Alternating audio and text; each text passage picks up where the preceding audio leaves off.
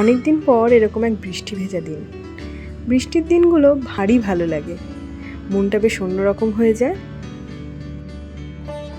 এরকম একটা দিনে কি করব ভেবে না পেয়ে একটু আঁকতে বসলাম। আসলে আঁকতে নয়, একটু রং করতে বসলাম। এই যে চিরুনিটা, এটা কিনেছিলাম গত বছর হস্তশিল্প মেলা থেকে।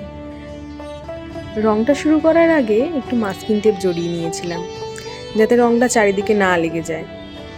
কাঠের চিরুনি দিয়ে চুল আঁচড়ানো নাকি খুব ভালো, কিন্তু আমার সেরকমভাবে সময় হয়ে ওঠে না আলাদা করে এটা দিয়ে আঁচড়ানো। তাই ভাবলাম এটা তো পড়েই রয়েছে, কিছু একটা করা যাক।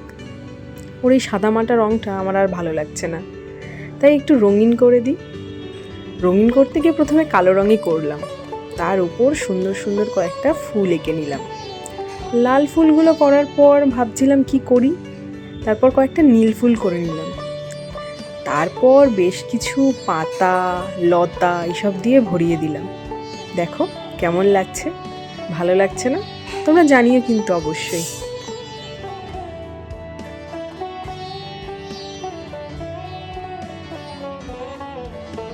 রং শেষ করে উঠে দেখি এখনো বৃষ্টি পড়ছে।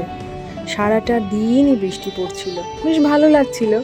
তারপর দুপুরে খাওয়া দাওয়া সেরে একটু ছাদে গেলাম, তখন আর বৃষ্টি নেই, কিন্তু বৃষ্টি হয়ে যাওয়ার পর গাছগুলো ভারী সুন্দর দেখায়। আরও বেশি সুন্দর বৃষ্টি ভেজা পাতাগুলো।